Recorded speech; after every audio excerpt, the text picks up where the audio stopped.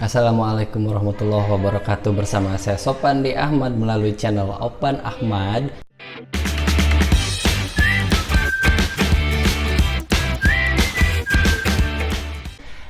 Pada tayangan ini saya akan membahas mengenai materi pada pokok bahasan statistika, yaitu mengenai jangkauan dan kuartil ya. Dan ini merupakan materi lanjutan dari pembahasan sebelumnya. Dan apabila sudah memahami materi sebelumnya, salah satunya mengenai median, ya ini kuartil ini sebenarnya tidak jauh berbeda dengan median. Hanya kalau median itu hanya satu ya, dia membagi data menjadi dua bagian sama besar, sementara kuartil ini merupakan datum ya, merupakan datum di mana kuartil ini membagi data ya, sama seperti median juga membagi data. Tapi kalau median membaginya menjadi dua bagian sama besar, sementara kalau kuartil membagi data menjadi 4 bagian sama besar ya. Nah, jika data dibagi menjadi 4 bagian, nah ini yang perlu dipahami, berarti yang membaginya sendiri itu pastilah ada 3 gitu ya. Dan di sini makanya nanti kita temui bahwa kuartil itu ada kuartil 1, ada kuartil 2, dan ada kuartil 3, di mana kuartil 1 merupakan kuartil bawah, kuartil 3 merupakan kuartil atas, dan kuartil 2 ini sebenarnya adalah median. Nah, ini kita bisa perhatikan. Ini ilustrasi jika ruas garis ini merupakan sebuah data ya. Nah, kuartil ini membagi data menjadi 4 bagian sama besar, dan itu perhatikan tuh data sekarang menjadi 4 bagian sama besar yang digambarkan di sini sebagai 4 ruas garis yang sama panjang. Awalnya dari sebuah ruas garis menjadi 4 ruas garis yang sama panjang, di mana dari keempat ruas garis yang sama panjang ini pembaginya sendiri itu ada kuartil 1, kemudian kuartil 2, dan kuartil 3, di mana sesuai urutan ya, kuartil 1 berada di paling kiri, disusul dengan kuartil 2, dan kuartil 3 merupakan kuartil yang berada paling kanan. Dan ini bisa diperoleh jika data sudah terurut ya, dari yang terkecil ke yang terbesar. Nah, contoh nih, misalkan ada sebuah data di mana data ini terdiri dari 4, 5, kemudian ada 6, 3 kali 6-nya ya, dan ada 7, ada lagi lanjutannya 8, 9. Nah, ini data ini merupakan data tunggal, dan bila kita perhatikan di sini datanya sudah terurut dari yang terkecil ke yang terbesar. Artinya dari sini kita bisa langsung memperoleh kuartilnya. Dan untuk memperoleh kuartil ini yang perlu kita lakukan adalah bagi dulu data menjadi 2 bagian sama besar. Dan pembaginya ini, kalau kemarin kita katakan ini adalah median, di sini sebagai kuartil 2. Kemudian untuk memperoleh kuartil 1 dan kuartil 3-nya, bagian yang sebelah kiri itu kita bagi 2 lagi. Kita bagi 2 lagi ya, sama besar, dan yang membaginya itu merupakan kuartil 1 ya, itu memperoleh kuartil 1. Sementara untuk memperoleh kuartil 3 sama caranya dengan cara memperoleh kuartil 1, tapi di bagian yang sebelah kanan kita bagi lagi menjadi 2 bagian sama besar. Nah, pembaginya ini merupakan kuartil 3 atau disebut juga dengan kuartil atas ya.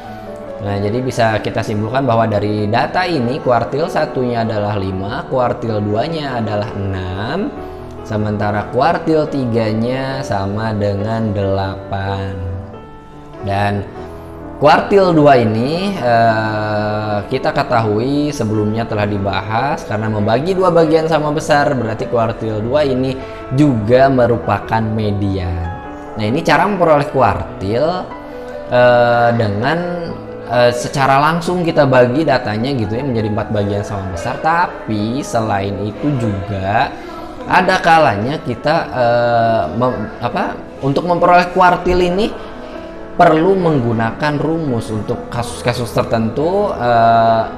Tapi ingat ya, rumus ini bisa kita gunakan jika data sudah terurut, itu kata kuncinya. Dan namanya data ada dua kemungkinan, ukurannya bisa ganjil, bisa genap.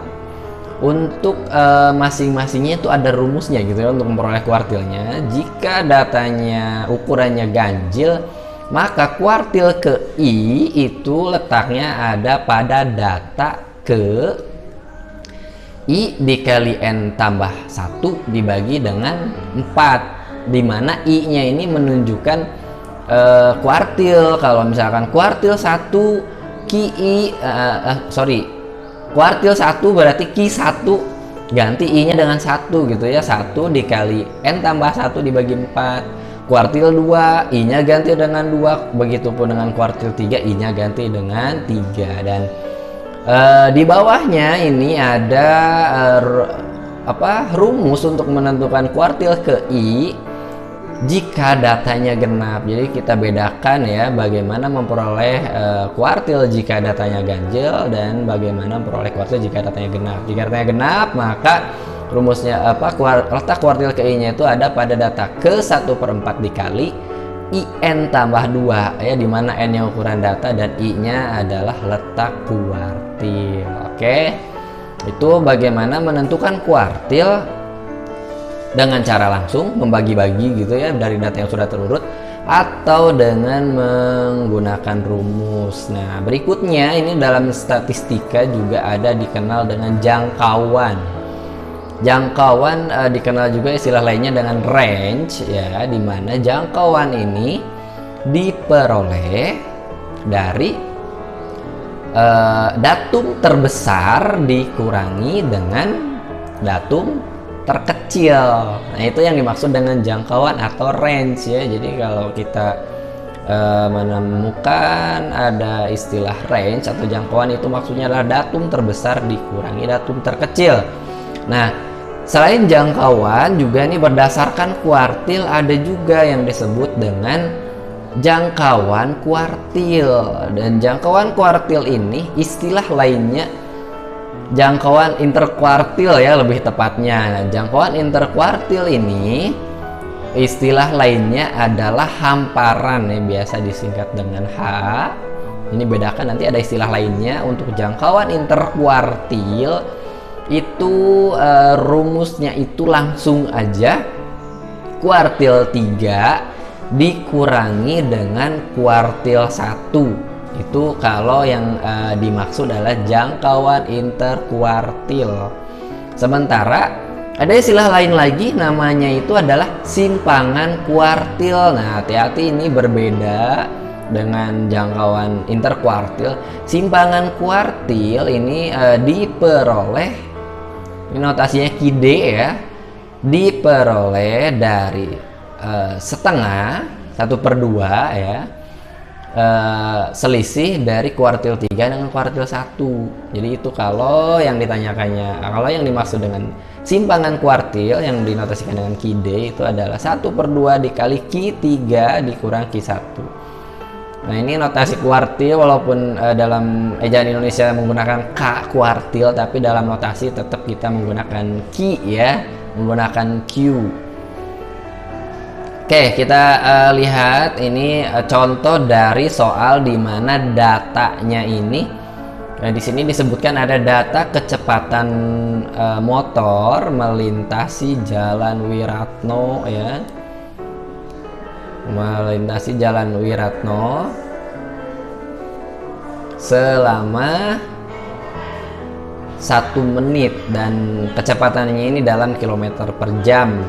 Jadi setiap motor yang lewat itu didata berapa kecepatannya, dan berdasarkan kecepatannya nanti disajikan sebuah data, dan pada contoh ini datanya itu disajikan dalam bentuk tabel frekuensi.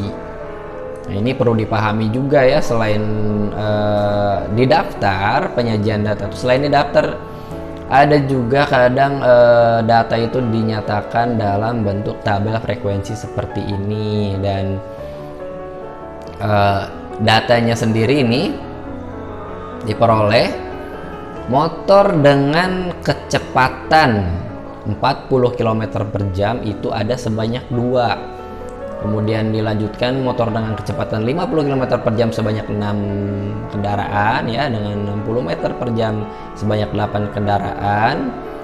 Kemudian untuk yang kecepatannya 70 km per jam sebanyak 8 kendaraan, dan dilanjutkan lagi yang kecepatannya 80 km per jam ini sebanyak 5 kendaraan. Kemudian ada yang kecepatannya 90 km per jam sebanyak 3 kendaraan. Ini bisa kita pahami bahwa ketika disajikan dalam tabel seperti ini, artinya yang kecepatan 40 ada 2 motor itu kalau dituliskan ini menjadi 40 gitu ya. Kemudian yang 50 ada 6, 50 50 50 50 50 50 ada 6 buah seperti itu. Dan kalau kita perhatikan ini semuanya sudah terurut dari yang terkecil ke yang terbesar. Nah, penulisan dalam bentuk tabel ini akan membuat lebih efektif ketika ukuran datanya cukup besar ya. Dan di sini silahkan sambil menunggu ini soal dituliskan, boleh kalian hitung dulu berapa frekuensinya. Nah, dari data yang tersedia ditanyakan berapa jangkauannya, berapa kuartil 1, kuartil 2, kuartil 3, berapa hamparannya, dan yang terakhir ini bagian D, ditanyakan berapa simpangan kuartilnya. Ingat tadi ya, simpangan kuartil beda dengan jangkauan interkuartil. Oke, kita jawab satu persatu, dan dari sini sebenarnya untuk jangkauan langsung bisa kita peroleh datum terbesar dikurangi terkecil, di mana yang terbesarnya sendiri adalah 90. Berarti jangkauannya adalah 90 dikurangi 40, karena 40 di sini merupakan yang terkecil ya. 90 dikurangi 40 sama dengan 50. Dan itulah jangkauan dari data yang disediakan. Jadi untuk jangkauan ini pokoknya perhatikan yang terbesar dikurangi dengan yang terkecil, itu merupakan jangkauan. Oke. Nah, untuk menentukan kuartil 1, kuartil 2, dan kuartil 3 pada kasus ini, kalau kita selesaikan secara manual ya, seperti contoh yang awal tadi, itu akan kerepotan karena datanya ini panjang gitu, sehingga tidak efektif kita selesaikan dengan cara tersebut. Nah, untuk kasus yang seperti ini lebih baik diselesaikan menggunakan rumus. Nah, sebelum sampai kita gunakan rumusnya, pastikan dulu total frekuensinya ini berapa, ganjil atau genap. Karena tadi rumus kuartil untuk ganjil itu berbeda dengan rumus kuartil untuk genap ya. Nah, kita sama-sama jumlahkan nih, 2 tambah 6 tambah 8 tambah 8 tambah 5 tambah 3, itu hasilnya. Yo, sambil sama-sama kita hitung. Hasilnya adalah, nah ini sigma F artinya total dari frekuensi. Nah, hasilnya adalah total dari frekuensi adalah 32, dan 32 itu adalah genap ya. Artinya untuk menentukan kuartilnya kita gunakan rumus kuartil untuk data yang berukuran genap. Sehingga ini untuk mengetahui rumusnya boleh di scroll lagi ya ke belakang biar nanti bisa paham, atau kalau yang tadi sempat mencatat ya berarti ini masih ada di catatannya bagaimana rumusnya. Nah, di sini kita mulai dari kuartil pertama, kuartil 1. Berdasarkan rumus itu terletak pada data ke 1/4 1 kali 32 ya, itu IN, dimana I nya sendiri adalah 1, dan N-nya 32 ditambah 2. 32 ditambah 2 sama dengan 4. Berarti untuk kuartil 1 ini terletak pada data ke 1/4 dikali 3/4 itu sama dengan 8,5 ya. Oke, nah kita lihat urutannya 8,5 itu ada di mana. Itu dari frekuensi bisa kita hitung gitu, 2, 6, 8 kan. Nah, karena dia 8,5 berarti dia berada di data ke-8 dan ke-9. Dan kalau kita perhatikan data ke-8-nya itu adalah 50. Sementara data ke-9-nya adalah 60. Jadi kuartil pertama ini, kuartil 1 atau kuartil bawah ini kita peroleh 50 ditambah 60 dibagi 2 yaitu 55. Oke, itu untuk kuartil 1. Kita lanjutkan. Berikutnya untuk memperoleh kuartil kedua. Nah, lagi ya, untuk memperoleh kuartil kedua lagi kita gunakan rumus, hanya I-nya kita ganti dengan 2. Berarti sekarang kita tuliskan data ke masih 1/4, N-nya masih 32, cuman 32-nya kita kali dengan 2 sehingga diperoleh data ke 1/4 dikali 32 kali 32 itu 64 ya. Data ke 64 ditambah 2. Oke, berarti dia terletak pada data ke 1/4 dikali 66 ya. Berarti data ke 66 dibagi 4 itu adalah 16,5. Berarti datanya terletak di antara data ke-16 dan data ke-17. Caranya kita hitung melalui frekuensi ya, itu 2, 6, 8. Nah, berarti 2 tambah 6, 8. 8 tambah 16. Nah, berarti data ke-16-nya terletak pada kecepatan 60 dan yang ke-17-nya terletak pada 70. Jadi untuk kuartil kedua ini diperoleh 60 ditambah 70 dibagi 2 yaitu 65. Oke. Sambil dituliskan di sini berapa kuartil ketiga, boleh sambil dicoba, nanti kita cocokkan apakah kuartil 3 yang diperoleh itu sama dengan yang dituliskan di sini, sama-sama sambil belajar sebagai latihan ya. Nih, kuartil ketiga berarti data ke 1/4 3 kali 32 ditambah 2, di mana 3 kali 32-nya sendiri adalah 96 ya, dan 96 ditambah 2 itu 96 tambah 2 ya, itu adalah 98. Jadi kita tuliskan di sini lanjutannya data ke 1/4 dikali 98 dan diperolehlah data ke 24,5. Nah, ini berarti berada di antara data ke 24 dan ke 25. Nah, seperti tadi hitung dari frekuensi ya, di mana letak data ke 24, di mana letak ke 25, dan akan diperoleh kuartil ketiganya 75. Nah, kuartil 1, kuartil 2, dan kuartil 3 sudah kita peroleh. Artinya untuk menentukan hamparan dan simpangan kuartil ini mudah saja, karena rumus ini berdasarkan dari kuartil 1, 2, dan 3. Kuartil 1 dan 3 ya. Nah, berarti di sini untuk hamparan itu diperoleh dari kuartil 3 dikurangi 1 dikurangi kuartil 1, berarti langsung saja bisa kita peroleh, di mana kuartil 3-nya adalah 75 dan kuartil 1-nya adalah 55, di mana 75 dikurangi 55 ini sama dengan 20. Itu merupakan nilai dari hamparan. Dan berikutnya untuk simpangan kuartil yang dinotasikan dengan KIDE ya. Ingat-ingat tadi rumusnya bahwa simpangan kuartil itu rumusnya adalah setengah dari Q3 dikurang Q1. Berarti untuk simpanan kuartil ini kita tuliskan setengah dikali Q3 dikurang Q1, di mana Q3 dan Q1 nya sudah kita peroleh. Q3 nya 75, sementara Q1 nya adalah 55, berarti dia menjadi setengah dikali 20 yang hasilnya sama dengan 10, dan itu merupakan simpangan kuartil ya. Nah, ini beragam macam soal lainnya, silahkan dicari di buku sumber dan sumber lainnya sebagai latihan supaya kita bisa lebih paham lagi mengenai materi mengenai kuartil dan jangkauan ini ya.